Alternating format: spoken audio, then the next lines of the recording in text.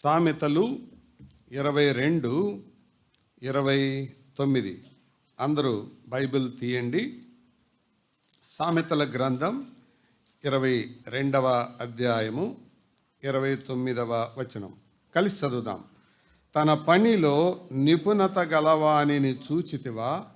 అల్పులైన వారి ఎదుట కాదు, వాడు రాజుల ఎదుటనే నిలుచును. అది అలాగే ఉంచి ప్రసంగి గ్రంథం 9వ అధ్యాయం 10వ వచనాన్ని చదువుకుందాం.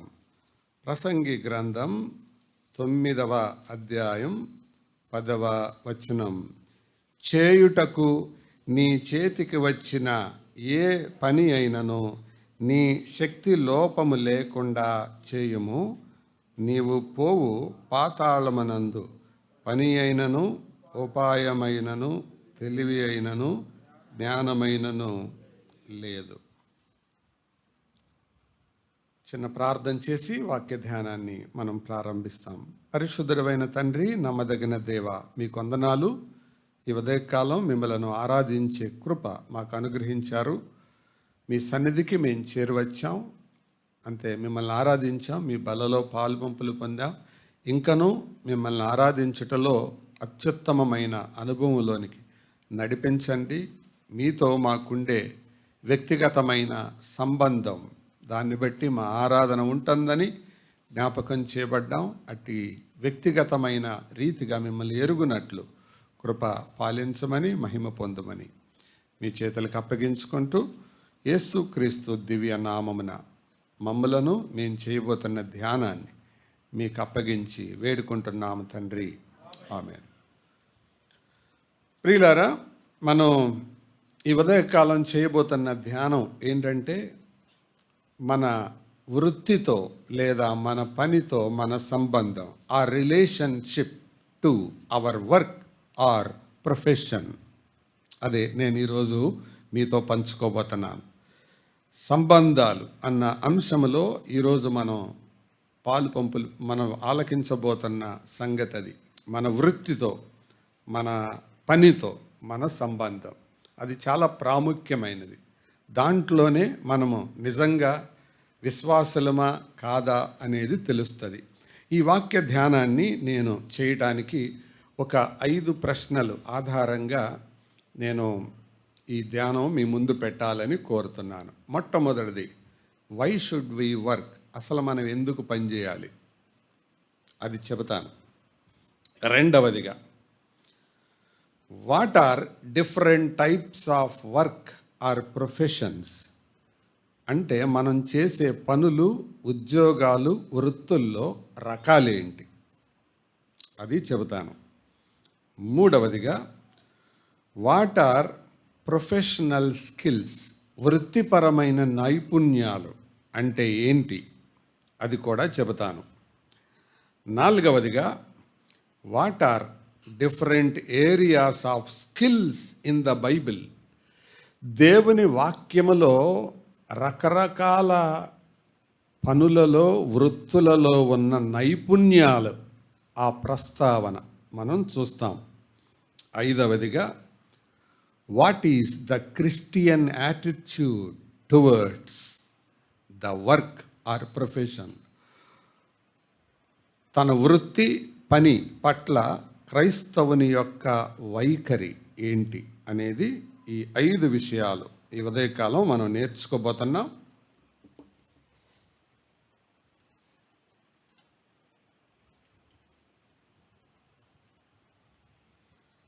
మనసు పెట్టి ఆలకించాలని కోరుతున్నాను. మొట్టమొదటి ప్రశ్న ఏం చెప్పాను? అసలు పని ఎందుకు పని చేయాలి? ఎందుకు మనం పని చేయాలి అని అంటే, దేవుని వాక్య ఆధారంగా నేను ఒక 6 కారణాలు చూపిస్తాను. త్వరగా మీ బైబిల్లో చూడండి. మొట్టమొదటిది, అది త్రిత్వమైన దేవుని యొక్క మాదిరి. అది ఒక మనిషి పని ఎందుకు చేయాలంటే, it is the model of God's trinity. ఆదికాండం మీరు 1వ అధ్యాయాన్ని గనక చదివితే, అక్కడ దేవుడు ఇలాగ అనుకుంటాడు, మన పోలికలో, మన రూపంలో నరుని చేయుదము.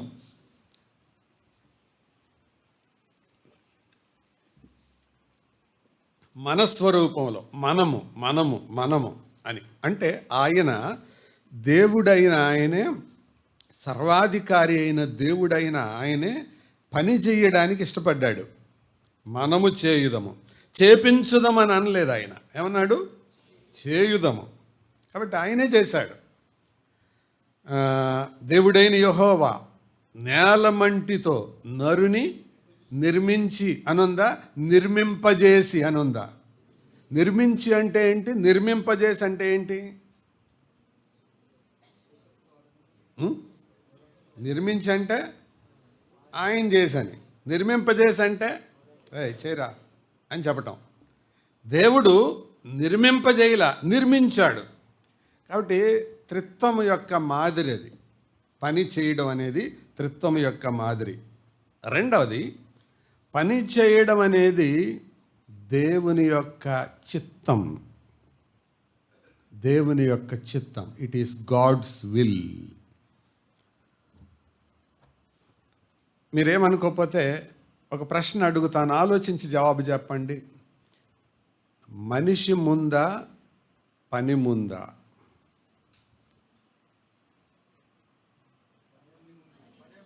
Very good.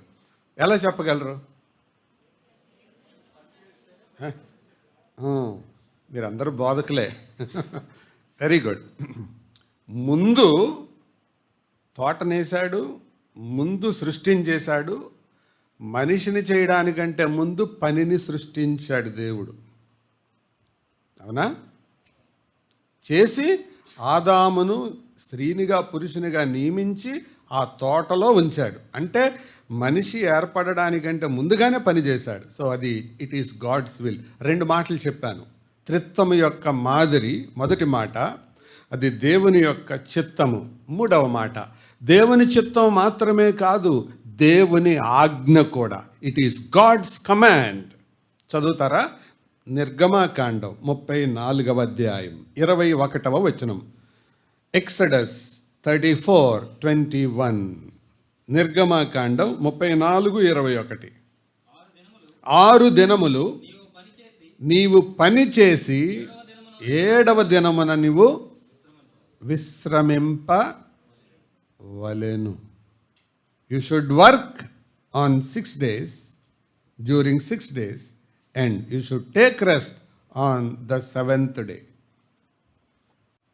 6 రోజులు పని చేయాలి, 7వ రోజు విశ్రమించాలి. It is God's command. 3 మాటలు. పని ఎందుకు చేయాలి? 4వది, ఇది అపోస్తలుల యొక్క మాదిరి.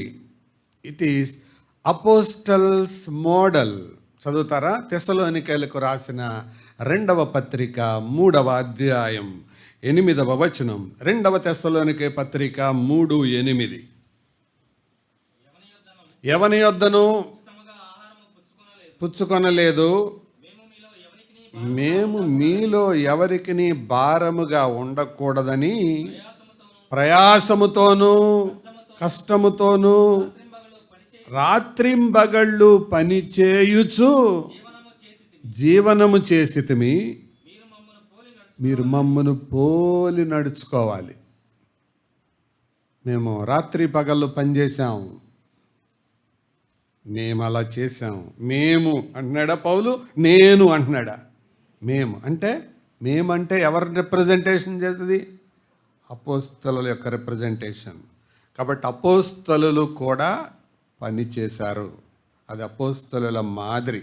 అంతేకాదు, అదే అధ్యాయం క్రింద వచనం అంటే 9 కాక 10వ వచనానికి వస్తే అది అపోస్తలుల ఆజ్ఞ. అది 5వది. 10వ వచనంలో ఏముంది? చదవండి. మీ యొద్ద ఉన్నప్పుడు ఎవడైనను పని చేయనొల్లని ఎడల భోజనము చేయకూడదని మీకు సలహా ఇచ్చితిమి కదా అన్నాడా? ఏమన్నాడు? ఆజ్ఞాపించితిం కదా. We commanded you. No, we have commanded you. మేము ఆజ్ఞించాం. కాబట్టి 5వ మాట ఏంటి? అది అపోస్తలుల యొక్క ఆజ్ఞ, పని చేయడం. 6వ మాట, అంటే ఈ ప్రశ్నలో చివరి మాట, పని చేయడం, పని చేసి ముగించటం అనేది దేవుని మహిమపరచడం. చదువుతారా? యోహాను సువార్త 17వ అధ్యాయం, జాన్స్ గాస్పల్ చాప్టర్ 17 వర్స్ 4. 17:4 చదువుతున్నారు యోహాను. చేయుటకు నీవు నాకిచ్చిన పని నేను సంపూర్ణముగా నెరవేర్చి భూమి మీద నిన్ను మహిమపరచితిని. అంటే నువ్వు, దేవుడు నీకు ఏ పని అయితే ఇచ్చాడో అది నెరవేర్చకుండా దేవునికి మహిమ తేలేవు. దేవుడు నీ చేతికి ఏ పని ఇచ్చాడో ఆ పని నువ్వు పూర్తిగా నెరవేర్చకుండా దేవునికి మహిమ తేలేవు. కాబట్టి 6 కారణాలు చెప్పాను ఎందుకు పని చేయాలి. Why should we work? ఎందుకు మనం పని చేయాలి? గుర్తుందా? చెప్పండి వరుసగా. అది త్రిత్వం యొక్క మాదిరి. 2, దేవుని యొక్క చిత్తం. 3, దేవుని యొక్క ఆజ్ఞ. 4, అపోస్తలుల యొక్క మాదిరి. 5, అపోస్తలుల యొక్క ఆజ్ఞ. 6, అది దేవుని మహిమపరచడం. ఇప్పుడు చెప్పండి, పని లేనివాడు, పని చేయని వాడు బైబిల్ లెక్కలో అన్నం తినకూడదు. కానీ కొంతమంది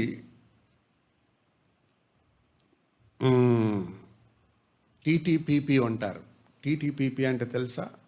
తిండికి తిమ్మరాజు, పనికి పోతరాజు.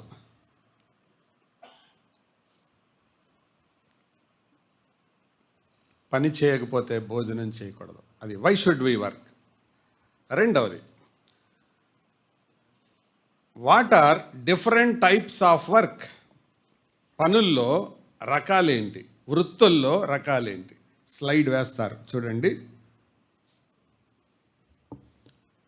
దాంట్లో ఒక 7 రకాలు మీ ముందు పెట్టాం. మొదటిది, ఆరోగ్య సంబంధిత వృత్తులు కొన్ని ఉన్నాయి. ఆరోగ్యం ముందు ఎందుకు ఆరోగ్యం పెట్టాం అని అంటే, ఆరోగ్యమే మహాభాగ్యం అని అంటారు మనవాళ్ళు కదా.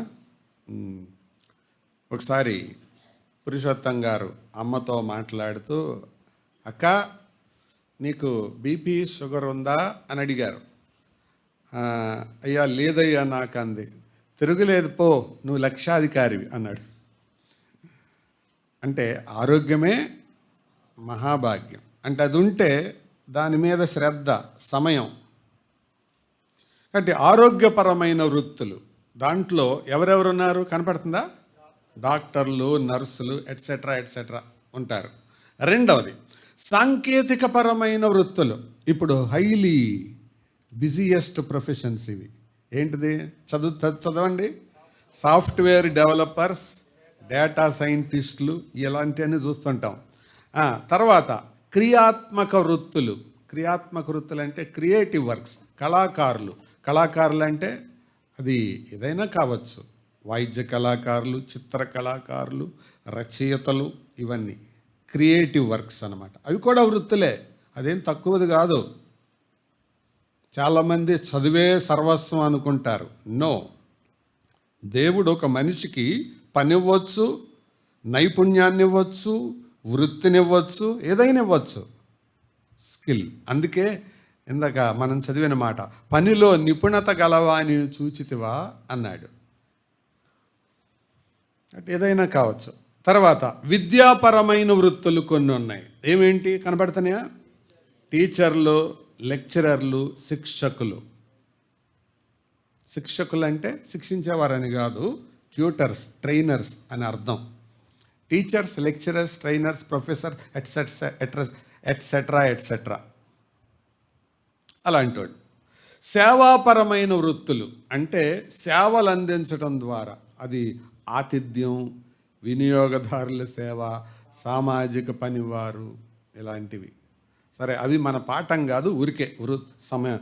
వ్యాపారపరమైన వృత్తులు, వ్యాపారంలో మేనేజర్లు, మార్కెటింగ్ పనివారు, ఆర్థిక విశ్లేషకులు వీళ్ళు ఉంటారు. ఇది గాక చివరిలో ఏంటిది, ప్రభుత్వ ఉద్యోగులు. అది కూడా అదొక వృత్తి. అందుకనే మీరు పేరు, సెక్స్, వయసు, అడ్రస్ ఇదంతా అడిగి మళ్ళీ ఏం రాస్తారు, వృత్తి, ప్రొఫెషన్ అని రాస్తారు. ప్రొఫెషన్. తర్వాత నేను పని ఎందుకు అనే దాని మీద మరొక కారణం కూడా 6 చెప్పాను కదా, 7వది చెప్పాలి. 7వది ఏంటంటే work will give you identity. నీకు ఒక గుర్తింపు ఇస్తుంది. పని నీకు ఒక గుర్తింపు ఇస్తుంది. యేసు ప్రభువుని ఒక మాటతో గుర్తించారు ఆ రోజుల్లో. ఆయనెవరు, వడ్లవాని కుమారుడు, అంటే కార్పెంటర్ సన్. కార్పెంటర్ ఒక పని, అది ఏదైనా కావచ్చు, డ్రైవర్ కావచ్చు, కార్పెంటర్ కావచ్చు, మేసన్ కావచ్చు, అంటే తాపీ పని కావచ్చు, ఏదైనా కావచ్చు. పని అనేది వృత్తినిస్తుంది. అది వృత్తి అనేది ఒక గుర్తింపునిస్తుంది. ఇది 7వ కారణం, పని ఎందుకు చేయాలి అని అంటే. రకరకాల వృత్తులు. నెక్స్ట్ నేను చెప్పదలుచుకున్న 3వ సంగతి ఏంటంటే వాట్ ఆర్ ప్రొఫెషనల్ స్కిల్స్, అంటే వృత్తిపరమైన నైపుణ్యాలు ఏంటి. వృత్తిపరమైన నైపుణ్యాలు, దీనికి ఈ స్లైడ్ చేయలేదు. మొట్టమొదటిది కమ్యూనికేషన్ అంటారు. కమ్యూనికేషన్ అంటే ఏంటి, సమాచారాన్ని ఇచ్చిపుచ్చుకోవడం, సంభాషణ అలాంటిది.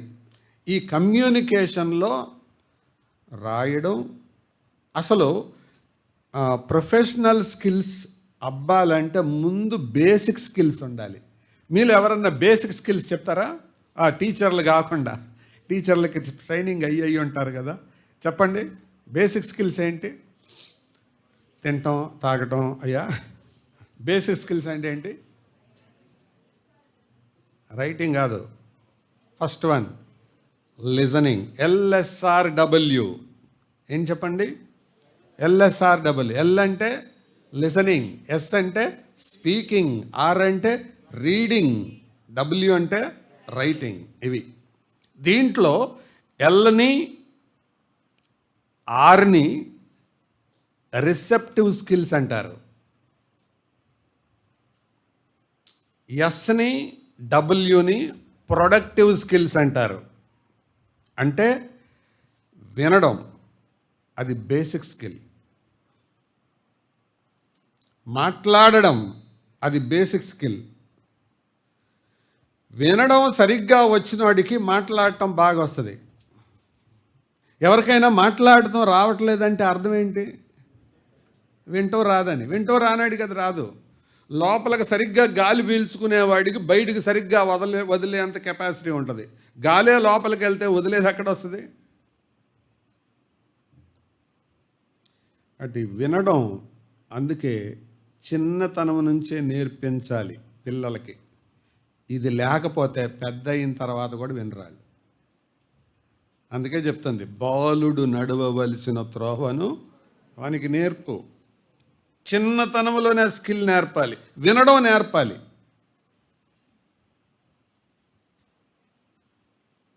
మాట వినడం నేర్పాలి. అది ఫస్ట్ లెసన్ అయితే తర్వాత మాట్లాడటం వస్తుంది. చాలామంది మాట్లాడటం కూడా స్కిల్లా అనుకుంటారు. అవును, అది స్కిల్లే. ఈ రెండిటిని ఒక ఆయన చెప్పాడు, బ్యాలెన్స్ చేసి చెప్పాడు. ఆయన చెప్పిన మాట ఏంటంటే, వినడం, మాట్లాడటం నైపుణ్యం. వాళ్ళకి నైపుణ్యం ఉన్నదని ఎలా చెప్పొచ్చు అంటే, బాగా వినే వాళ్ళకి మనుషులు మాట్లాడటానికి ఇష్టపడతారు, బాగా మాట్లాడే వాళ్ళని మనుషులు వినడానికి ఇష్టపడతారు.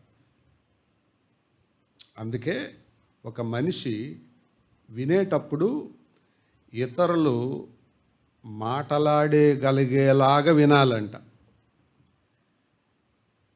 అతను మాట్లాడేటప్పుడు ఇతరులు వినగలిగేలాగా మాట్లాడాలండి. అంటే నువ్వు మాట్లాడదంటే ప్రజలు స్పెల్ బౌండ్ అయిపోవాలి. నెక్స్ట్ ఏ మాట వస్తుందా, అమ్మో చూపు తిప్పితే నేను ఏ మాట మిస్ అవుతానా అన్నంత ఏకాగ్రతగా వినగలగాలి. దాన్నే స్కిల్ అంటారు. అలా కాకపోతే ఏముంటుంది, ఆవు తెల్లగుండును, ఆవు పాలు ఇచ్చును, ఆవు పేడ వేయును అనేది అలవాటుగా చెప్పినట్టుంటుంది. వాడికి ఒకటే ఒకటి నేర్చుకున్నాడట. ఇంటర్వ్యూకి వెళ్ళాడు. వెళ్తే అని అడిగారు, అరే ఇంటర్వ్యూకి సిద్ధపడి వచ్చావు కదా, నీకు సచిన్ టెండూల్కర్ గురించి తెలుసా అంటే, తెలుసు సార్ అన్నాడంట. సచిన్ టెండూల్కర్ అంత బాగా బ్యాటింగ్ ఎలా చేస్తాడంటే, ఆడు ఆవు పాలు తాగుతాడు, ఆవు తెల్లగుండును, ఆవు గడ్డి తినును, ఆవు పేడ వేయును, ఆవు సాధు జంతువు అన్నాడంట. అరే ఇదేంటి సచిన్ టెండూల్కర్ గురించి అడిగితే ఆవు గురించి చెప్తున్నాడు అని అనుకొని నెక్స్ట్ సరే ఆలోచించి నెక్స్ట్ క్వశ్చన్ మళ్ళీ అడిగారు. అదేంటంటే, భారతదేశానికి స్వాతంత్రం సమర యోధుల పేర్లు చెప్పరా అంటే, భారతదేశానికి స్వతంత్రం రావడానికి కారణం ఏంటంటే వాళ్ళందరూ ఆవు పాలు తాగేవాళ్ళు, ఆవు తెల్లగుండును, ఆవు పేడ వేయును, ఆవు గడ్డి తిను. ఈడు చెప్పినా ఆవు దగ్గరికి తెస్తున్నాడు ఆడు. అంటే వీడికి అంతకంటే లేదు ఇక కెపాసిటీ. అదొక్కటే బట్టి పెట్టాడు. మాటలాడేటప్పుడు అవతలవాడికి విసుగు పడుతుంది. కొంతమంది నెత్తిగా మాట్లాడితే, తడుముకొని మాట్లాడితే బోరు కొడుతుంది. కొంతమందిని చూడండి, మరే మొన్న వెళ్తే మరే అంటంటే ఎలా ఉంటుంది అవతల వాళ్ళకి, అది పద్దాగేంటి మరీ గారెలు తిన్నట్టు అని అనిపిస్తుంది. అందుకనే బేసిక్ స్కిల్స్లోనే లేని వాళ్ళకి ప్రొఫెషనల్ స్కిల్స్ రావు. నమ్మండి ఈ మాట. ఉట్టికి ఎగరలేనమ్మా స్వర్గానికి ఎగురుద్దా? ఈ బేసిక్ స్కిల్స్ లేని వాళ్ళకి ప్రొఫెషనల్ స్కిల్స్ అబ్బుతాయా? వినడం చేత కానివాడికి మాట్లాడటం ఎలా వస్తుంది? చదవటం చేత కానివాడికి రాయడం ఎలాగొస్తుంది? ఇవి బేసిక్ స్కిల్స్. కమ్యూనికేషన్లు అవి చాలా ప్రాముఖ్యం. రాసేటప్పుడు ఒకవేళ రాత గురించి కూడా చాలా గొప్పగా చెప్పుకుంటున్నారు. ఇద్దరు భార్యలు, అసలు మా ఆయన రాస్తే ప్రపంచంలో ఎవ్వరికీ అర్థం కాదు అందంట ఒక ఆవిడ. ఇప్పుడు దాన్ని మించి ఓవర్కమ్ చేయడానికి ఆవిడికి ఏం చెప్పాలో అర్థం కాక దానికంటే గొప్పగా ఉండాలి. మీ ఆయన రాస్తే ప్రపంచంలో ఎవరికి అర్థం కాదు, కానీ మా ఆయన సంగతి తెలుసా, ఆయన రాస్తే అసలు ఆయనకే అర్థం కాదు. అంటే రాత గురించి కూడా ఏదో గొప్ప చెప్పుకోవాలని, ఏదో మాట్లాడాలని, ఇలాంటి అంటే బేసిక్ స్కిల్స్లోనే చాలామంది ఫెయిల్ అవుతుంటారు. ఒక పెన్ షాప్కి వెళ్ళి గీతలు గీస్తాడు, అంటే పెన్ను పరీక్ష చేద్దామని. అది పెన్ కమ్ మెడికల్ షాప్. ఆడొచ్చి ఆ చీటీ చూసి మందులు తీసిస్తున్నాడు పరీక్ష చేయడానికి గీసిన గీతలు చూసి. ప్రియులారా, చాలామందికి ఏమి రాస్తున్నారో తెలియదు. కొంతమంది రాస్తే కోడి కెలికినట్టు ఉంటుంది అంతే. ఇక్కడ చాలామంది ఉన్నారనుకుంటా. కేజీ అంటే ఏంటో తెలుసా? కోడి గెలకటం. కేజీ రైటర్స్ ఉన్నారు, కోడి గెలికినట్టు రాసేవాళ్ళు. Writing is a basic skill. కొంతమంది చాలా చక్కగా రాస్తారు, కొంతమంది వాళ్ళు రాసింది వాళ్ళకే అర్థం కాదు. ఇవి నేర్చుకోకుండా ప్రొఫెషనల్ స్కిల్ అబ్బవ నీకు. Take it as granted. So professional skills అంటే కమ్యూనికేషన్. రెండవది ప్రాబ్లమ్ సాల్వింగ్. ఈ స్లైడ్ చేయలేదు కదా, సమయం కుదరలేదు. ప్రాబ్లమ్ సాల్వింగ్ అంటే ఏంటో తెలుసా? సమస్య పరిష్కారం. సమస్య పరిష్కారం అంటే నీలో క్రిటికల్ థింకింగ్ ఎంత ఉందో, క్లిష్టమైన సమయాల్లో నువ్వు ఎలా ప్రవర్తిస్తావో, తెలియచేసేది అది ప్రొఫెషనల్ స్కిల్. తర్వాత టీం వర్క్, ఇతరులతో కలిసి పని చేయడం. చాలామందికి ఒంటరిగా పని చేయడం వస్తుంది, కానీ ఉద్యోగంలో రాణించాలంటే నువ్వు ఒంటరిగా చేస్తే కుదరదు. ఏం చేయాలి? Team work. అందుకే ఇప్పుడు ఇంటర్వ్యూస్ అన్నిటిలో గ్రూప్ డిస్కషన్ అని పెడుతున్నారు, చూసారా మీరు? గ్రూప్ డిస్కషన్ అంటే ఇతరులతో మాట్లాడేటప్పుడు వాళ్ళ నైపుణ్యం, వాళ్ళతో కలుపుకొని మాట్లాడటం, ఎలా మాట్లాడుతున్నారని పరీక్ష చేయడానికి. ఇవే ప్రొఫెషనల్ స్కిల్స్ అంటే. ఇదిగాక లీడర్షిప్, నాయకత్వ లక్షణాలు. నాయకత్వ లక్షణాలు అంటే ఇతరులను ప్రోత్సహించడం, పురికొల్పడం. నీకేం తెలుసుకొచ్చా, అరవక నేను చెప్పిందే అని అంటాం కాదు. నాయకత్వ లక్షణాలు అంటే కమాన్, లెట్ us వర్క్ టుగెదర్, మనం కలిసి పనిచేద్దాం, కలిసి పాడదాం, కలిసి చేద్దాం, కలిసి చేద్దాం. అలాగ దాన్ని నాయకత్వ లక్షణాలు అంటారు. నేను చేస్తాను మీరందరూ చూడండి దాన్ని ఆటోక్రటిక్ లీడర్ అంటారు. డెమోక్రటిక్ లీడర్ అంటే మనందరం కలిసి పని చేద్దాం.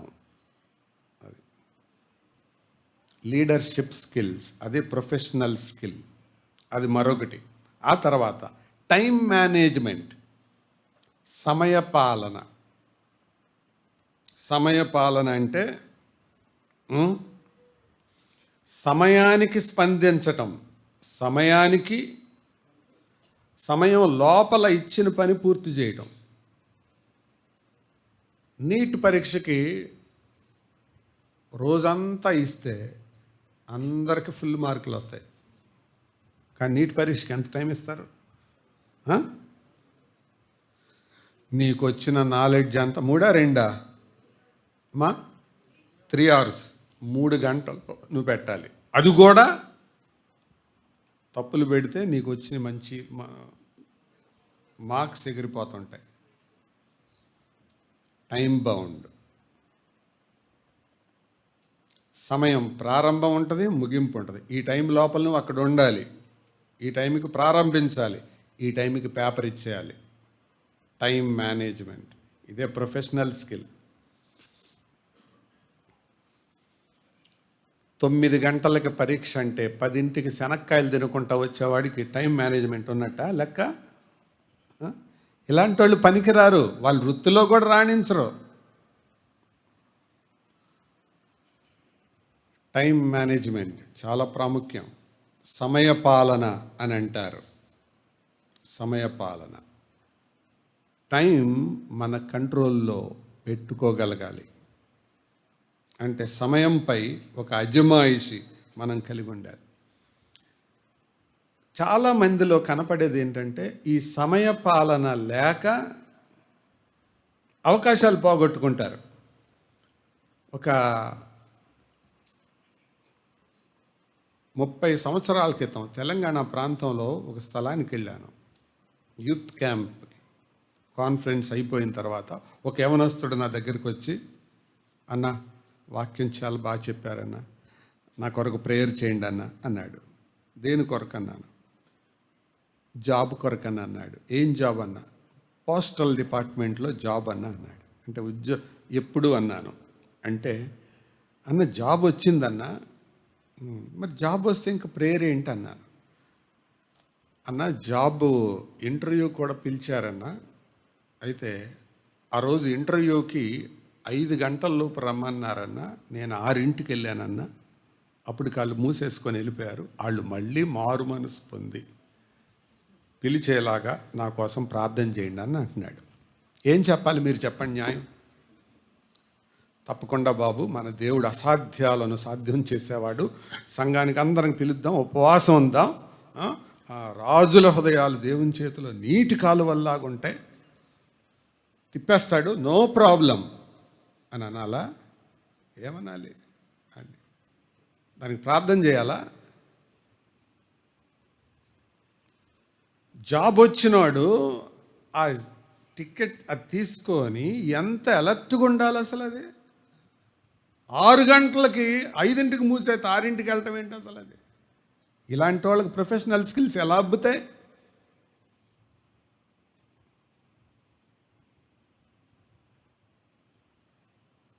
ప్రియులారా, అందుకే నేను చెప్తాను, సమయ పాలన అనేది చాలా ముఖ్యం. అది లేని వాళ్ళు చాలా చాలా కోల్పోతారు తమ జీవితంలో. మనం 8:45 మొదలు పెడుతున్నాం అంటే అర్థం ఏంటి? 8ంటికి రావాలని కాదు, 7:30కి ఇక్కడ ఉండాలని. ఇది నీకు అలవాటు కాకపోతే నీ జీవితంలో కూడా పైకి రాలేవు. ఎక్కడేసిన గొంగళంటే వేసిన చోటే ఉన్నాను అనుకుంటావు. 7:45 అనేది డెడ్ లైను. 7:15కి ఇంటి దగ్గర బయలుదేరటం కాదు, 7:45కి. అది 7:45 అని కాదు, ఏ టైం అయినా అంతే. మనం బిఫోర్ టైం ఉండడం నేర్చుకోవాలి. అప్పుడే టైంని క్రియేట్ చేసుకోవడం, టైంని సద్వినియోగం చేసుకోవడం మనకు అవుతుంది. ఇంగ్లీష్లో ఆ బైబిల్ చాలా బాగుంది. ఆ బైబిల్లో ఆ మాట చాలా బాగుంటుంది. దినములు చెడ్డవి గనుక సమయమును పోనీయక అనే మాట ఇంగ్లీష్ బైబిల్లో రిడీమ్ టైం అని ఉంటుంది. రిడీమ్ అంటే అర్థం ఏంటి? విడిపించుకోవడం అంటే దాని అర్థం, నువ్వు అన్నం తినటానికి 1/2 గంట వాడుతున్నావా? 14 నిమిషాలే తిను, 1 నిమిషం పక్కన పెట్టు. బట్టలు ఉతకడానికి 1 గంట వాడుతున్నావా? 50 నిమిషాలే గురి పెట్టుకో, 10 నిమిషాలు పక్కకు పెట్టు, మిగిలేలాగా చేయి. ఏదైనా ఒక టాపిక్ చదువుతున్నావా? సాయంత్రం లోపల ఈ 10 ప్రశ్నలు వచ్చేయాలి, టార్గెట్ పెట్టుకో. ఇది లేనాడికి ఏముండదు, నిండా మునిగినాడికి అసలే ఉండదు. నేను అంబానీ గురించో టాటా గురించో నేను విన్నాను, చదివాను. ఏనాడు తన ఎంప్లాయీస్ కంటే ఆలస్యంగా రాలేదంట. స్కిల్ అది, టైం మేనేజ్మెంట్. అందుకే వాళ్ళు గొప్పవాళ్ళు అయ్యారు. సమయపాలన లేనివాడు గొప్పవాడు అవడు. కాబట్టి అలవాటు చేసుకుందాం. అది ఆత్మీయ విషయాల్లోనే కాదు, అన్ని విషయాల్లో కూడా, ఎక్కడైనా కూడా టైంకి అడ్జస్ట్ అవ్వడం మనం నేర్చుకోవాలి. Time management. తర్వాత ఏంటి? అడాప్టబిలిటీ అంటే అర్థం సర్దుబాటు చేసుకోగలగటం, మనుషులతో సర్దుబాటు చేసుకోవడం. దాని అర్థం ఏంటంటే పరిస్థితులను బట్టి సర్దుబాటు చేసుకోవడం. ఇది ప్రొఫెషనల్ స్కిల్.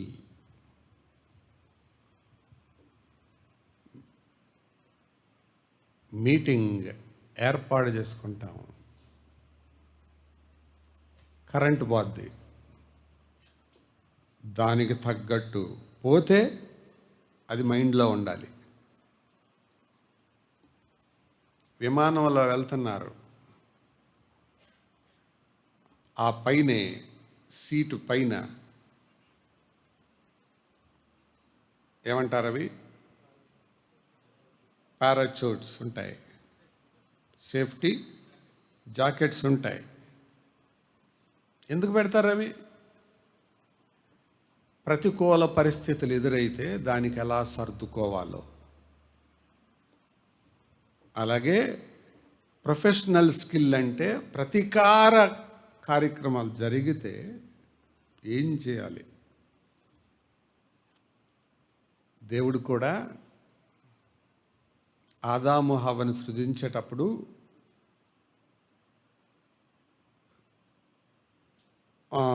ఈ ప్రతికూల పరిస్థితి ఏర్పడితే ఏం చేయాలో ముందుగానే డిసైడ్ చేసుకున్నాడు. ఎందుకు? ఎఫెసీ పత్రిక 1వ అధ్యాయం ప్రకారం, జగత్తు ఆదాముని చేస్తాను, కొద్ది కాలం బాగుంటాడు, ఇద్దరం కలిసి నడుస్తాం, కానీ తర్వాత ఈడు వస్తాడు, సాతానుడు మోసం చేస్తాడు, సంబంధం చెడిపోద్ది. అలాగని ఆదాము తోసేయగలనా? తోసేయలేను. కాబట్టి ఏం చేయాలి? వెంటనే ఒక గొర్రెని చంపాలి. ఈ గొర్రెని చంపితే ఇలా ఎన్ని చంపుతూ పోతాను? నా కుమారుణ్ణి పంపిస్తాను. ఇదంతా ఎప్పుడు అనుకున్నాడు ఆయన? చెప్పండి చెప్పండి. జగత్తు పునాది వేయబడక మునిపే అప్పుడే ప్లాన్ వేసుకున్నాడు ఆయన. దీన్ని అడాప్టబిలిటీ అంటారు. నెక్స్ట్ ఇంటర్పర్సనల్ స్కిల్స్ అంటే పరస్పర వ్యక్తుల మధ్య ఉండవలసిన సంబంధాలు. ఆ తర్వాత ఇతరుల మధ్య ఉండే సంబంధాలు, వాళ్ళతో మాట్లాడటం, వాళ్ళతో సర్దుబాటు చేసుకోవడం. నెక్స్ట్ సాంకేతిక నైపుణ్యాలు, టెక్నికల్ స్కిల్స్. ఆ తర్వాత ఇమోషనల్ ఇంటెలిజెన్స్. ఏంటండి ఇమోషనల్ ఇంటెలిజెన్స్ అంటే? భావోద్వేగపరమైన మేధస్సు. ఏంటండి భావోద్వేగాలు అంటే ఏంటి? కోపం, నవ్వు, విచారం, భయం, ఇవన్నీ ఇమోషనల్. వీటి మీద కంట్రోల్ ఉండాలి. బైబిల్లో వివరంగా లేదు కానీ ఇలా నేను ఊహించుకుంటున్నాను. షడ్రకు, మేషకు, అబేద్నెగోలు ఊరికే కబడ్డీ ఆడుకుంటున్నారు. ఆడుకుంటా ఉంటే ఒక మాట వినపడింది, బబులోను దేశంలో ఉన్న జ్ఞానులందరినీ చంపేసేయాలి. రే షడ్రకు, ఏంటి వినపడుతుంది? జ్ఞానులందరినీ చంపారు అంటే మనం కూడా చంపాలా? సహజంగా చచ్చిపోవాలన్న మాట వినగానే ముందు ఏమవుతుంది? మైండ్ అంతా నంబైపోద్ది. నంబంటే తెలుగు పదం చెప్పండి. మొద్దుబారిపోద్ది మైండ్ అంతా. ఆ టైంలో ఏమి చేయబుద్ధి అవ్వదు. అక్కడే వాళ్ళు ప్రయత్నించారు. దగ్గరికి వెళ్ళి, సార్ ఏంటి సార్ ఇంత సడన్గా వచ్చింది న్యూస్ అంటే, అదే రాజుగారికి కల వచ్చిందట, అది ఎవరు చెప్పలేదంట. మీరేమనుకోకపోతే మాకు కొంచెం టైం ఇవ్వండి సార్, నేను మాట్లాడతాం, మా దేవుడికి ప్రేయర్ చేస్తాం. ఆ మాట అంటాకి ఎన్ని గడ్స్ కావాలండి? అంటే భయం వాళ్ళల్లో ఉంది, కానీ ఆ భయాన్ని ఎలా కవర్ చేసుకుంటున్నాడు ఆయన? దాన్ని ఏమంటారు? Emotional intelligence. మనసులో ఉన్న భయాన్ని బయటపడకుండా చాకచక్యంగా అవతల వాళ్ళతో మాట్లాడటం, ఇంటర్పర్సనల్ స్కిల్స్. మామూలుగా అయితే మన యవనస్తులు ఏమంటారు? ఎట్టడి చేస్తే ఎట కుదురుతుందయా అని అంటే అసలు అక్కడే చంపుతాడా అండి ఇప్పుడు కాలం యవనస్తులైతే. ఏమనుకుంటున్నావు? మాకు రోజు గిరిపురంలో బోధ దొరుకుద్ది, మాకు ఇలాంటి రూల్స్ మాకు నాకు గిట్టో. ఇదేంటి ఇక్కడ ఉన్నది అసలు ప్రపంచంలో అన్యాయం? ఇది కాదు అక్కడ ఆలోచించాల్సింది. ఆ టైంలో ఆ భావోద్వేగాన్ని ఎలా నియంత్రించుకోవాలో, భయాన్ని ఎలా కప్పిపెట్టుకోవాలో, ఆ టైంలో ఎలా, దాన్నే క్రిటికల్ థింకింగ్ అంటారు. భయాన్ని, ఆతృతను. కోపం కూడా వచ్చి ఉంటుంది కదా, కోపం కూడా వచ్చి ఉంటుందా? కోపం వచ్చి ఉంటే ఏంటి అసలు మమ్మల్ని అక్కడి నుంచి ఇక్కడ దాకా మోసుకొని వచ్చారు, లాక్కొని వచ్చారు, మా వాళ్ళని చంపేశారు, ఇప్పుడు మమ్మల్ని కూడా చంపుతారా అని మొండిగా వెళ్ళారు అనుకోండి, ఏం చేస్తారు? కాబట్టి వాళ్ళు ఇమోషనల్ ఇంటెలిజెన్స్లో ఏం చేశారు? ఆ నలుగురు బాలురు భయాన్ని జయించారు, కోపాన్ని జయించారు, చాకచక్యంగా మాట్లాడారు, అవతలోడికి కోపం రాకుండా మాట్లాడారు. ఇది ఇమోషనల్ ఇంటెలిజెన్స్ అంటే. ఇది ఉందా మనకి? ఏంటండి అటు చూస్తున్నారు? ఉందా? అవతలాడు కోపం వచ్చినప్పుడు కోపం తగ్గించేలాగా మాట్లాడుతూ వచ్చా?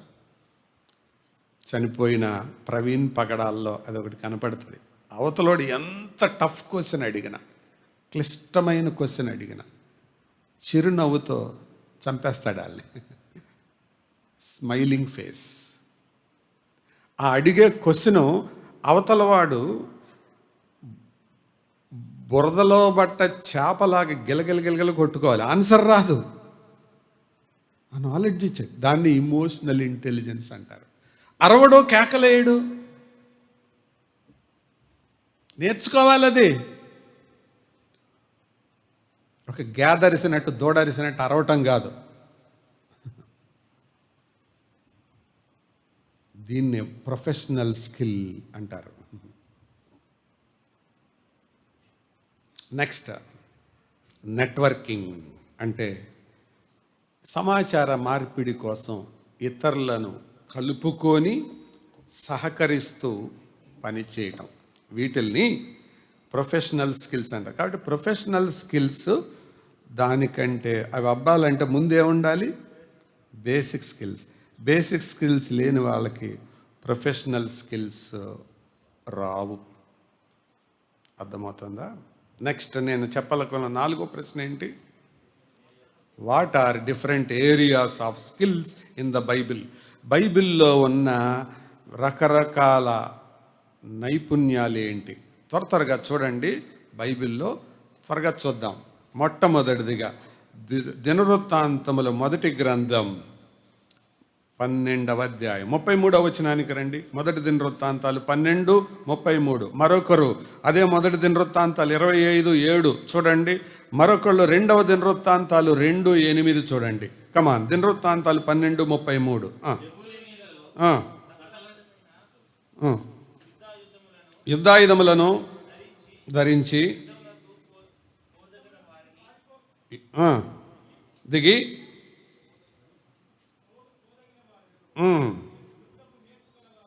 ఏం నేర్పు? యుద్ధపు అందరూ అనండి ఆ మాట. యుద్ధపు నేర్పు అంటే యుద్ధం చేయడం మెయిన్ కాదు, యుద్ధాన్ని నేర్పుగా చేయడం. వార్ స్కిల్స్ అంటారు దీన్ని. దావీదుకి ఆ బిరుదు ఉంది. తర్వాత చదువుకోండి, 2వ సమూయేలు గ్రంథంలో ఉంటుంది 17:8. దావీదు అబ్షాలోము స్నేహితులు అంటారు, నీ తండ్రి యుద్ధమునందు ప్రవీణుడు, ఎక్స్పర్ట్. యుద్ధములో నేర్పు, యుద్ధం చేయడంలో నేర్పు. 2వది మొదటి దినవృత్తాంతాలు 25:7. దేంట్లో నేర్పు? పెద్దగా చెప్పండి. గానం చేయటంలో నేర్పు. అంటే గానం పాడితే గాడిద పాడినట్టు ఉండకూడదు. గానం చేయడంలో ఏంటది?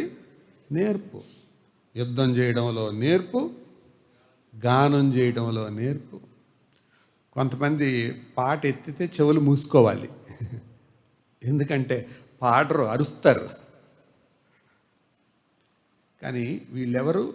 గానం చేయడంలో నేర్పు, స్కిల్ ఇన్ సింగింగ్. 2వ దినవృత్తాంతాలు 2:8. మరియు లెబానోను నందు మ్రానులు కొట్టుటకు నీ పనివారు నేర్పుగలవారని. దేనికి నేర్పు?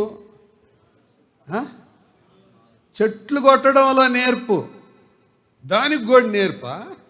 అవును, చెప్తుంది బైబిల్.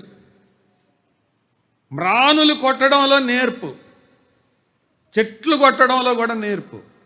నేర్పరితనం అంటే దాని అర్థం, నేర్పరితనం అనేది అందులోనా ఇందులోనేది క్వశ్చన్ కాదు.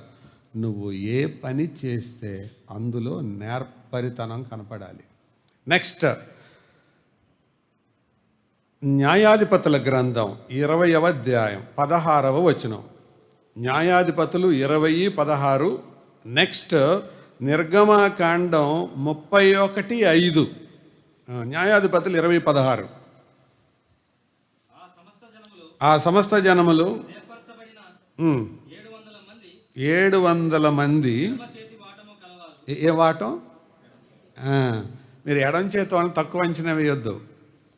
ఎడం చేతోళ్ళు చాలా స్కిల్డ్. ఎందుకో తెలుసా?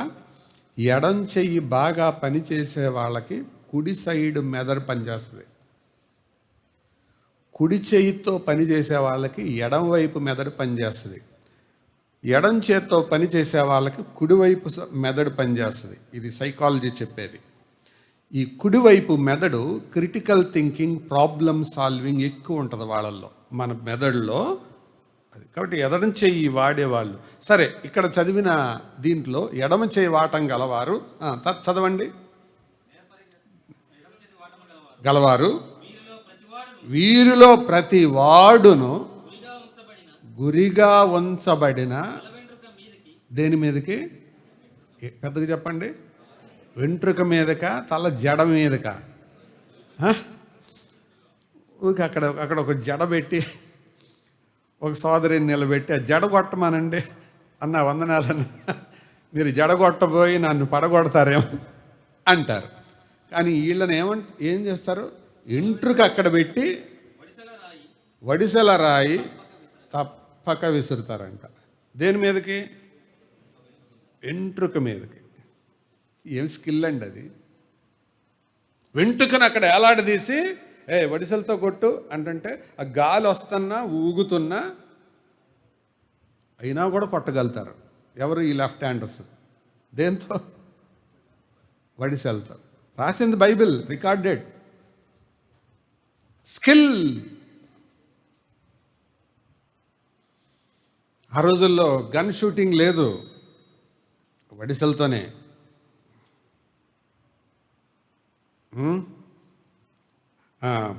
తర్వాతది ఏం చెప్పాను? నిర్గమాకాండ 31:5 చదవండి. విచిత్రమైన పనులను కల్పించుటకు బంగారుతోను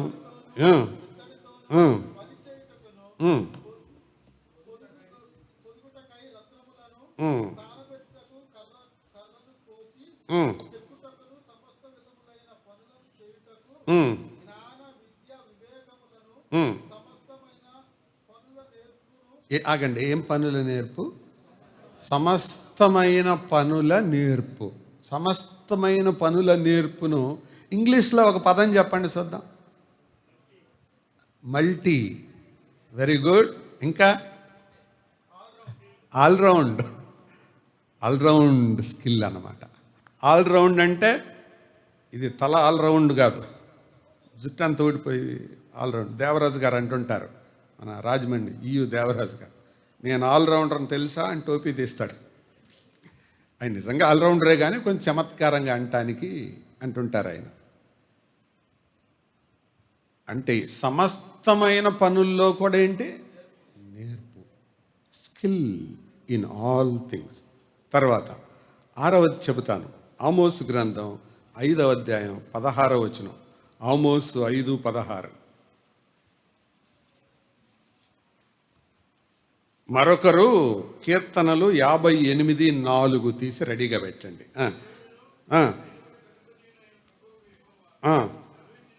ఏమనగా సంచరించబోతున్నాను,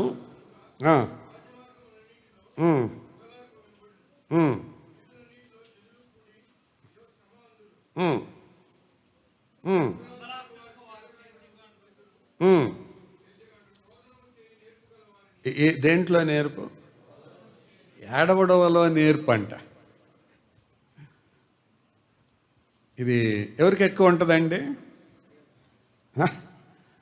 నెమ్మదిగా చెప్పండి, లేకపోతే గొడవలు అయిపోతాయి.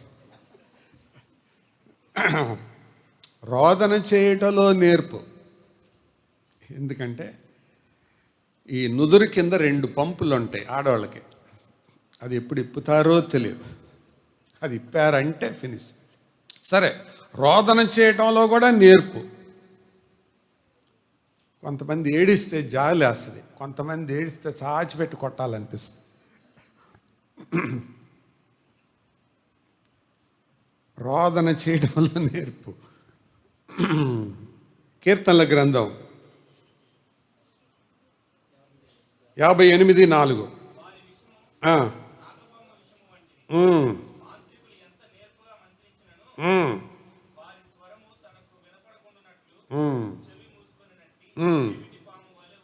ఉన్నారు. ఈ పైనుంచి మీరు చదివితే అర్థమయ్యేది ఏంటంటే చెడుతనము చేయటంలో నేర్పు అన్నమాట. అది దేంట్లో నేర్పు? దీంట్లో కూడా స్కిల్ ఉంటుంది.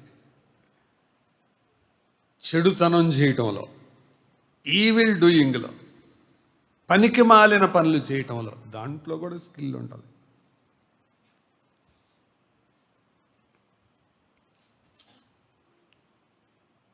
ఒకటంట టెంపుల్ రన్లో సూపర్గా వచ్చినాయి అంట. ఏంటిది అది?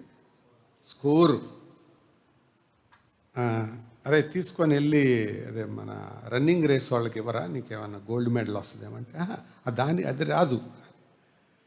ఇలాంటి ఆ నేర్పు అంటే వీటిల్లోన టెంపుల్ రన్లో ఏంటండి అవి పబ్జి వీటిల్లోన పాపం చేయడంలోన నేర్పు, పనికిమాలిన పనులు చేయడంలోన నేర్పు. ఇదే ఆ నేర్పు. రాత్రిపూట్ల అర్ధరాత్రుల దాకా గేములు ఆడుకోవడంలోన నేర్పు. చి పనికిమాలిన పనులు చేయటంలోనండి నేర్పు. ఇది బైబిల్ ప్రస్తావిస్తున్న స్కిల్స్. నీ స్కిల్ దేంట్లోనో నాకు తెలియదు. అయితే చివరి మాట, what is the Christian attitude towards the work? క్రైస్తవుని యొక్క వైఖరి తన వృత్తి పట్ల, పని పట్ల ఎలా ఉండాలి అని అంటే, నేను ఒక 5 విషయాలు చెప్తానండి. మొదటిది ఒబీడియన్స్, విధేయత. రెండవది కాన్సంట్రేషన్, ఏకాగ్రత. మూడవది కమిట్మెంట్, నిబద్ధత. నాలుగవది ఆనెస్టీ, నిజాయితీ. ఐదవది స్కిల్ఫుల్నెస్, నిపుణత. గుర్తుందా? మొదటిది ఏంటి? ఒబీడియన్స్. ఒక ఇంగ్లీష్ కొటేషన్ ఇలా ఉంది, if obedience is the first chapter in child's life, anything can be taught and learned. ఒక పిల్లవాని జీవితంలో, ఒక శిశువు జీవితంలో విధేయత అనేది మొదటి అధ్యాయం అయితే తర్వాత అధ్యాయాలు రాయడం కష్టమేం కాదు. అది లేనాడికి మ్యాథ్స్ అబ్బదు, ఇంగ్లీష్ అబ్బదు, సోషల్ అబ్బదు, ఏది అబ్బదు. If obedience is the first chapter in one's life, the rest of the chapters can be taught easily.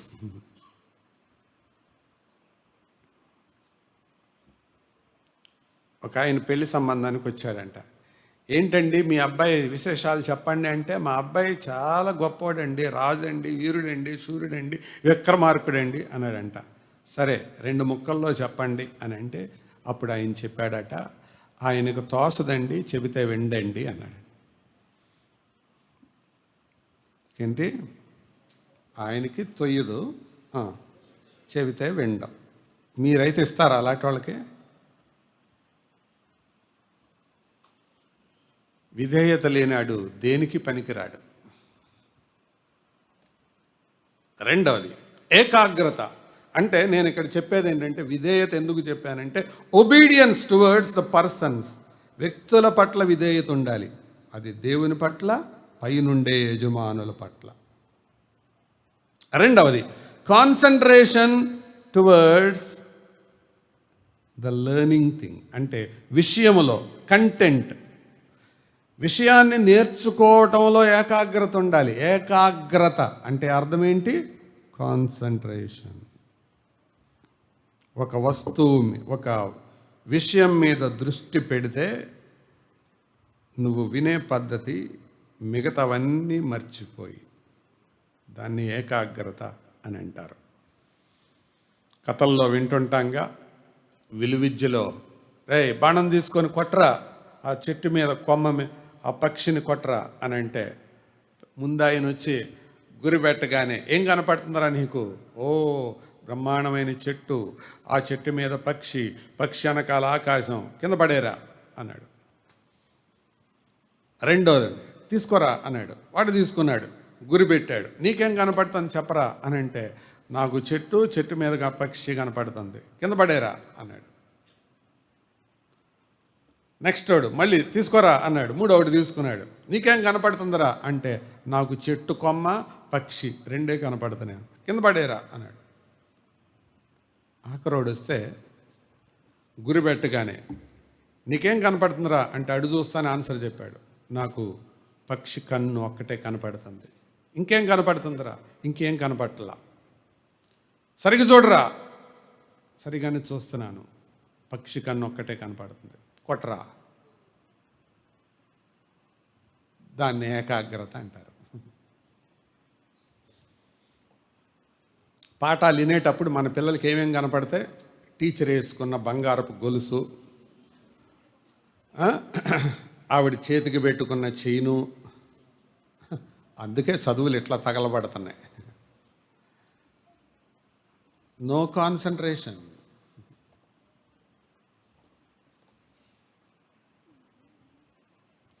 Obedience towards persons, concentration towards the lesson.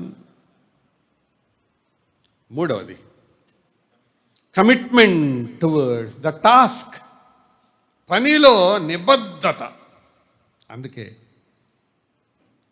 చేయుటకు నీ చేతికి వచ్చిన ఏ పని అయినను నీ శక్తి లోపము లేకుండా, ఏ పనైనా అది తాపీ పనైనా, వడ్రంగం పనైనా, రాడ్ బెండింగ్ అయినా, రాసే పనైనా, కోసే పనైనా, మేసే పనైనా, ఏదైనా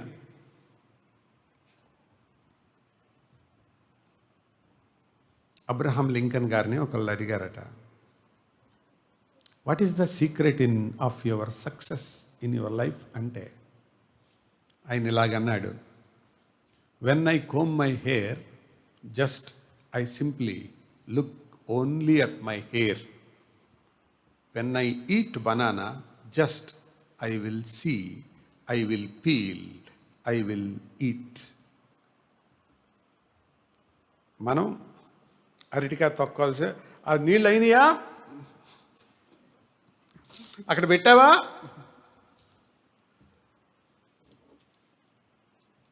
తలదువ్వేటప్పుడు మన వెనకాల ఎవరున్నారు, కాన్సన్ట్రేషన్ ఉండదు. అందుకే ఓడిపోవటాలు, మార్కులు రాకపోవటాలు, వెనకబడటానికి ఇవే కారణం. ఆరాధన చేసేటప్పుడు, పాట పాడేటప్పుడు నేను నా దేవుడు అన్నట్టు ఏకాగ్రత ఉంటుందా? అందుకే దావీదు కొన్ని పర్యాయాలు అన్నాడు, నా మట్టుకైతే, for my sake, for me, నా మట్టుకైతే. అది కాన్సన్ట్రేషన్, కమిట్మెంట్, నిబద్ధత. నెక్స్ట్ ఏంటి? ఆనెస్టీ, నిజాయితీ. పని చేసేటప్పుడు నిజాయితీ. దేంట్లో? నువ్వు పని చేసే విధానంలో, నీ హృదయంలో నిజాయితీ ఉండాలి.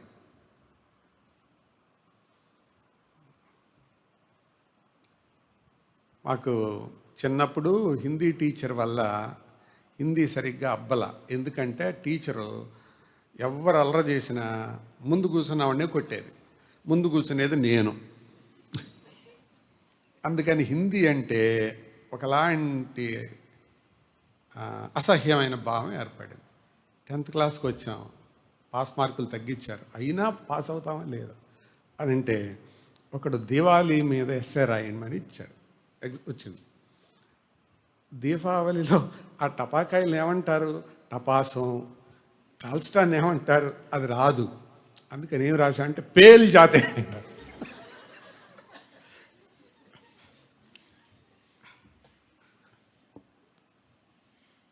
అంటే నిజాయితీ లేనప్పుడు ఇలాగే ఉంటాయి ఆన్సర్లు, మార్కులు, వ్యవహారాలు.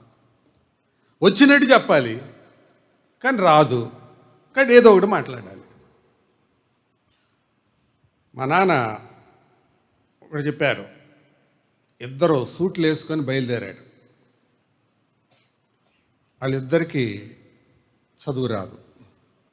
అయితే వీడు మాట్లాడితే తప్పులు ఏమొస్తాయేమో, సూట్ వేసుకొని తెలుగులో మాట్లాడితే పొరపాటు అవుతుందేమో, సూట్ వేసుకొని ఇంగ్లీష్లో ఇంగ్లీష్ రాదు. అందుకని వాళ్ళిద్దరూ చాలాసేపు, పావు గంట పక్కనే కూర్చున్నారు, మాట్లాడకుండా కూర్చున్నారు. అవతలోడు ధైర్యం చేసి, చొరవ చేసి ఆయనతో సిలిబిలిక్ అన్నాడంట. దానికి అర్థం ఆయనకి తెలియదు, అవతల ఆయనకి ఏమనాలో అర్థం కాక డబల్ సూట్ అన్నాడు.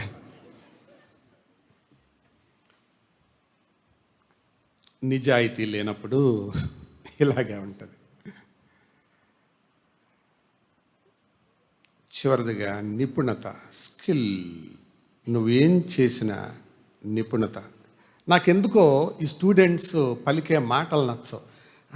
నేను సిఎస్సినే తీసుకుంటానండి, ఎందుకంటే అందరు అటే వెళ్తున్నారు కదండి అంటారు. నేను ఒకటి చెప్తాను, ప్రతి కోర్సులో పాజిబిలిటీ ఉంటుంది. మనుషులందరూ వెళ్తున్నారని వెళ్ళొద్దు. నువ్వు ఏం కోర్స్ తీసుకున్నా దాంట్లో టాప్గా ఉండు, అంతే. నువ్వు తీసుకుంది ఎంపీసీనా, బైపీసీనా, హెచ్ఈసీనా అనవసరం. నువ్వు తీసుకున్న దాంట్లో ఎయిదర్ ఫస్ట్ ఆర్ సెకండ్గా ఉండు, నీకు అవకాశాలు ఎప్పుడు ఉంటాయి. అంతేగాని ఎంపీసీ బైపీసీ తీసుకొని 1,10,000 ర్యాంక్ వచ్చిన తర్వాత ఏం ఉపయోగం? అందరూ తీసుకుంటున్నారు, నువ్వు తీసుకున్నావు. నువ్వు తీసుకున్న కోర్సులో స్కిల్ సంపాదించు. నువ్వేం తీసుకున్నావో దాంట్లో స్కిల్ సంపాదించు, తప్పకుండా దొరుకుతాయి. అందరు వెళ్తున్నారని వెళ్ళొద్దు. అందుకే ఒక చదువుకునే స్టూడెంట్స్కి ఒక ఆయన సలహా ఇచ్చారు, నువ్వు చదివే తీరు ఎట్లుండాలంటే, నువ్వు ఏ ఇన్స్టిట్యూషన్లోనైతే చదువుతున్నావో ఆ ఇన్స్టిట్యూషన్ ఒక 10 ఏళ్ల తర్వాత నిన్ను చీఫ్ గెస్ట్గా పిలిచేలాగా చదువు. నువ్వు స్కూల్లో చదువుతున్నావా, కాలేజీలో చదువుతున్నావా, నువ్వు చదివే ఇన్స్టిట్యూషన్ నిన్ను చీఫ్ గెస్ట్ లాగా పిలిచేలాగా చదువు. ఎవరిని పిలుస్తారు చీఫ్ గెస్ట్గా? టాప్ ర్యాంక్లోకి వెళ్ళి. ఈ స్కూల్స్ కొన్ని ఉన్నాయి, మాన్ఫోర్ట్ స్కూల్స్, పుల్లల గోపీచంద్, అజరుద్దీన్, లోకేష్, బాలకృష్ణ టాప్ లెవెల్కి ఎదిగారు. వీళ్ళ ఆరిజిన్ తెలుసా? మాన్ఫోర్ట్ ఇన్స్టిట్యూషన్లు చదువుకున్నారు. రాజశేఖర్ రెడ్డి, కొంతమంది ఫేమస్ పర్సనాలిటీస్,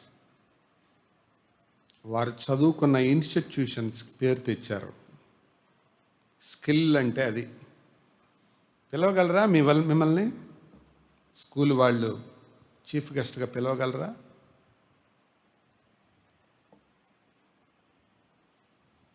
నువ్వు ఒక విశ్వాసమైతే అక్కడ ఆయన కొరకు సాక్షిగా ఉన్నావు అన్న సంగతి జ్ఞాపకం పెట్టుకోవాలి. అందుకే ఒక దైవజనుడు అన్నాడు, every Christian is a missionary in his or her own work place. తనున్న పని స్థలములో ప్రతి క్రైస్తవుడు ఒక మిషనరీ అనుకోవాలి. అంటే అందరూ పాఠాలు చెబుతారు, కానీ నువ్వు చెప్పే పాఠం డిఫరెంట్గా ఉండాలి. అందరూ పని చేస్తారు, కానీ నువ్వు చేసే పని డిఫరెంట్గా ఉండాలి.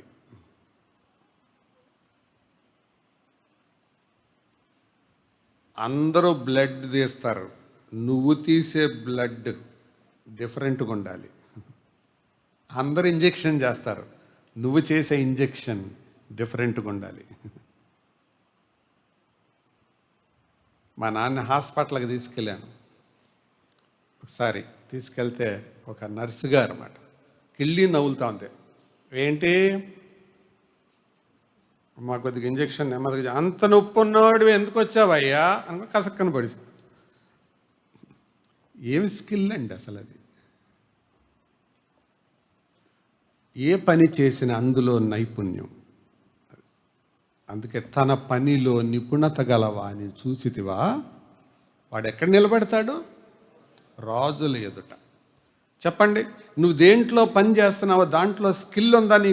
నీకు మార్కులు వేయమని ఇతరులకు ఎవరికన్నా చెప్పు.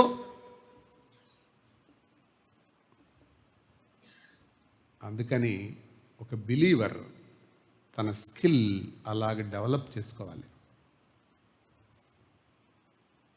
విశ్వాసం అలా ఉండాలనేది వాక్యం చెబుతుంది. దేవుని వాక్యంలో 7 సంగతులు ఉన్నాయి. ఆ 7 నేను మీ ముందు పెట్టి ముగిస్తాను అంతే. చూడండి, కొలస్సీలకు రాసిన పత్రిక, మీరు దాన్ని హోంవర్క్ చేయండి. 7 విషయాలు just I mention and close. 3వ అధ్యాయం 21వ వచనం నుండి 22వ వచనం నుండి 25వ వచనం వరకు. నంబర్ 1, 22వ వచనం. దాసులారా అంటే అర్థం స్లేవ్స్, బాండ్ సర్వెంట్స్ అని అర్థం. ఆ పనులలో ఉద్యోగాల్లో ఉండేవాళ్ళకి. ఫస్ట్ 1, మీరు పని చేసేటప్పుడు మనుషులను సంతోషపెట్టేలాగా చేయొద్దు. మనుషుల కోసం చేయొద్దు. When you work, don't work for the sake of men. పిల్లల్ని పాఠం చదవమంటే ఎందుకు చదువుతారు?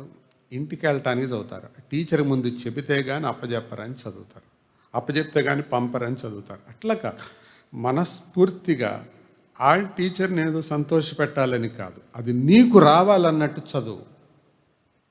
2వది, కంటికి కనబడవలెనని కాక, అంటే మనుషుల ముందు కనబడాలని కాదు.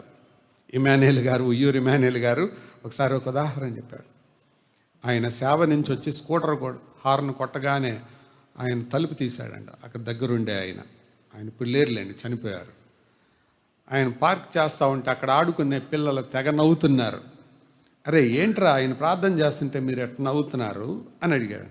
అంకుల్ మీకు తెలియదు అంకుల్, ఇప్పటిదాకా నిద్రపోయాడు అంకుల్, మీ స్కూటర్ సౌండ్ని లేచి ప్రార్థన చేస్తున్నాడు. ఏం చేస్తున్నాడు? ప్రభువా ఇమానుయేల్ గారి సేవకి వెళ్ళాడు, ప్రభువా ఆయన దీవించి ప్రభువా అని ప్రార్థన చేస్తున్నాడు. ఇప్పటిదాకా ఏం చేశాడు? నిద్రపోయాడు. ఎందుకు చేస్తున్నాడు అట్లా? కంటికి కనబడాలని. నీ పని అట్లా ఉండొద్దు.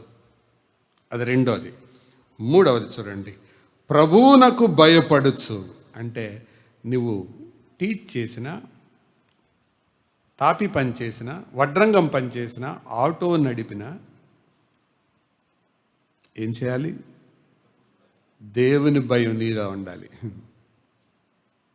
అది 3వది. 4వది, శుద్ధాంతఃకరణ కలవారే. అంటే నీ అంతరంగం క్లీన్గా ఉండాలి, పరిశుద్ధత. 5వది, అన్ని విషయములలో విధేయులై ఉండడి, ఒబే ఇన్ ఆల్ థింగ్స్. 6వది, 23వ వచనం, ప్రభువు వలన స్వాస్థ్యమును ప్రతిఫలంగా. అంటే ఒకరోజు ప్రతిఫలంగా స్వాస్థ్యం ప్రభవిస్తాడు. నేను పనిచేసే స్థలములో తగినంత జీతం రాలేదా, నాకు గుర్తింపు రాలేదా, నో ప్రాబ్లం, నేను వీళ్ళ కోసం చేయట్లా. నేను ఎవరి కోసం చేస్తున్నా? I'm working for my lord. ఆయన కోసం చేస్తున్నా. కాబట్టి ఒకరోజు ఏం చేస్తాడు? ఆయన ప్రతిఫలం ఇస్తాడు. ఆ దృష్టితో చేయి. 7వది, ప్రభువు నిమిత్తమని మనస్ఫూర్తిగా చేయడు. ఉంది అక్కడ, మనస్ఫూర్తిగా. What ever you do it whole heartedly. చదివితే అలాగే చదవాలి, పని చేస్తే అలాగే చేయాలి. 7 విషయాలు ఉన్నాయి. That is the Christian attitude towards his profession, job or work. Yes Anandam garu, దేవుని దాసులు, వేటపాలెం, ప్రభునందు నిద్రించారు. నాన్నతో మంచి సహవాసం, స్నేహం కలిగిన వారు. వారిద్దరూ కళాత్మక హృదయాలు. వారు ఒకరోజు వాక్యం చెప్పేటప్పుడు ఇలా చెప్పారు. వాళ్ళ సంఘంలో సువార్తమ్మ అని ఒక ఆవిడ ఉంది. ఆవిడ చేసే పని ఏంటంటే అంట్లు తోమడం. ఒక చౌదరి గారి ఇంట్లో అంట్లు తోమేది. అంట్లు తోమటానికి వెళ్ళి పనంతా అయిపోయిన తర్వాత వెళ్ళిపోతా ఉంటే, ఏంటే సువార్త అప్పుడే వెళ్తావు, ఉండరాదే కాసేపు అనేది. ఏం చేయనమ్మా, ఇక్కడ ఉంటే నాకేం ప్రయోజనం, ఇంటికెళ్ళి ఏం చేస్తావే అనేది. వెళ్తే బైబిల్ చదివించుకుంటానమ్మా అని అంటే, మామూలుగా అయితే నేనే చదివేదాన్నే, కానీ ఇది మా ఇంట వంట లేదు అంది. అందుకేనమ్మా వెళ్ళిపోతానంది. ఆవిడ చేసే పని విధానం నచ్చి, నీకోసం బైబిల్ చదువుతానే, తెచ్చుకో అని అంది. ఎర్రట్ల బైబిల్, గిడియన్స్ బైబిల్ తీసుకొచ్చింది. అబ్రహాము కుమారుడైన దావీదు కుమారుడైన యేసుక్రీస్తు వంశావళి చదివి అబ్బే ఏంటి మీ బైబిల్లో మగవాళ్ళు కనేవాళ్ళ అన్నాను. అబ్బే అట్లా కాదమ్మగారు, ఇప్పుడు మీ ఆధార్ కార్డు ఉందనుకో, మీ ఓటర్ కార్డు ఉందనుకో, పైన ఎవరి పేరు రాస్తారు? మీ పేరు. కింద ఎవరి పేరు రాస్తారు? మీ ఆయన గారి పేరు, మీ నాన్నగారి పేరు, ఎవరిదో ఒకరు రాస్తారు కదా, ఆ వరుసలో రాశారండి అంది. బిత్తరపోయింది ఆవిడ. అరే, అంట్లు దోవుకునే ఆవిడకి ఇంత నాలెడ్జ్ ఎలా వచ్చిందిరా? చదువుతూ ఉంది. యోహాను సువార్త వచ్చేటప్పటికి ఆ వాక్యము శరీరధారి అయి కృపాసత్య సంపూర్ణుడిగా మన మధ్య నివసించను. యోహాను సువార్త 3:16 వచ్చేటప్పటికి నశింపక నిత్య జీవం పొందినట్లు ఆయన అనుగ్రహించను. సువార్త బైబిల్ చాలా బాగుందే, నేను కూడా చర్చికి రావచ్చా అంది. అయ్యో అదేంటమ్మా, నాకు లాంటి తెలివి తక్కువదా మారితే ఎలాగుంది, అసలు మీలాంటి వాళ్ళు మారితే ఊర్లో ఎంతమంది మారుతారు అని అంటే, ఈ సువార్తమ్మ వెనకాల బైబిల్ పైట కొంగులో దాచుకొని చర్చికి రావడం మొదలుపెట్టింది. తర్వాత ఆవిడ ఒక విశ్వాస అయింది. తన పనిలో నిపుణత, అంటే అందరూ అంట్లు దోవుతారు, ఆవిడ దోవుతుంది. కానీ ఆవిడ తోమే విధానం తన యజమానురాలికి ఏం తెచ్చింది? She is a machinery. ఆమెను మిషనరీ కాదని ఎవరంటారు?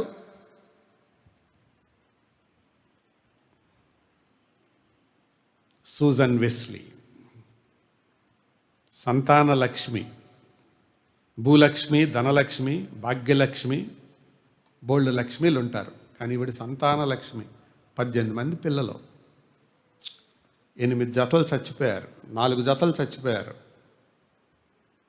వాళ్ళందరినీ పెంచి పెద్ద చేసి పని అంతా అయిపోయిన తర్వాత రోజు వాక్యాన్ని చదువుతూ డైరీ రాసుకునేది. ఆమె జీవిత చరమాంకంలో రాయబడిన సంగతి ఏంటో తెలుసా? ఆమె చనిపోయే టైంకి ఆమె ఇంట్లో బైబిల్ స్టడీకి చేరే ఆడవాళ్ళ సంఖ్య 300. ప్రతిరోజు మధ్యాహ్నం ఇంట్లో బైబిల్ స్టడీ జరిగేది. 300. పిల్లల్ని ఎప్పుడు సర్దుకుంది, భర్త దేవుని సేవకుడు ఎప్పుడు చేసింది, వాళ్ళ బట్టలు ఎప్పుడు ఉతికింది, వాళ్ళకు డ్రెస్సులు ఎప్పుడు చేసింది, స్త్రీలు ఎప్పుడు చేసింది, ఈ పనులన్నీ ఎప్పుడు చేసింది, బైబిల్ ఎప్పుడు చదివింది, అంతటితో అయిపోలా. ఆవిడ చనిపోయిన తర్వాత ఆవిడ రాసుకున్న డైరీలు బైబిల్ కాలేజీలో టీచింగ్ సబ్జెక్టులు అయినాయి. ఏ హౌస్ వైఫ్, గృహిణి. చెప్పండి, నిపుణత అంటే అది అర్థం. మనమిదే పనులేవో. ఇలాంటి ఉదాహరణలు చాలా చెప్పగలం. పొద్దున్నే లేచేటప్పటికే 8 అవుద్ది. లేచి ఈరోజు టిఫిన్ చేయలేనులే, బయటికి వెళ్ళి తీసుకురా, తెచ్చాక మధ్యాహ్నం అయ్యో లేట్ అయిందిగా. సోమవారులకు పని ఎక్కువ ఉంటుంది.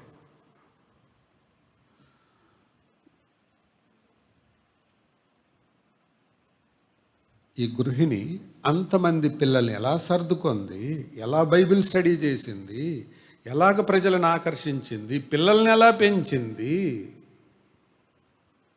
చెప్పండి. ఇక్కడ ఉండే గృహిణులు కొద్దిమంది ఉన్నారుగా. ఏం చేస్తున్నారు మీరే time? What are you doing? ఏం చేస్తున్నారు? బోల్డ్ టైం ఉంటుంది మీకు. ఏం చేస్తున్నారు? తోమిందే తోమి, కడిగిందే కడిగి, రుద్దిందే రుద్ది.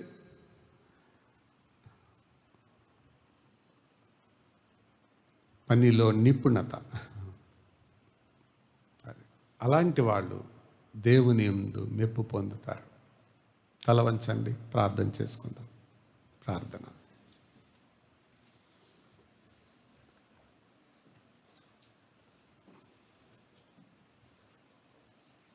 పరిశుద్ధుడైన తండ్రి, మీకు వందనాలు, స్తోత్రాలు. విశ్వాసిగా మా పనిలో, మా వృత్తిలో, మా ఉద్యోగంలో మేము ఎలాగ ఉండాలో మీ వాక్యాధారంగా కొన్ని సంగతులు మేము నేర్చుకున్నాం. ఈ మాటలు మా అందరి వినికిడిలో భద్రపరచమని తిరిగి వెళ్తున్నాం. మీ సన్నిధి మాతో ఉంచమని యేసు ప్రభు దివ్య నామమున వినయంతో వేడుకుంటున్నాము తండ్రి. ఆమేన్.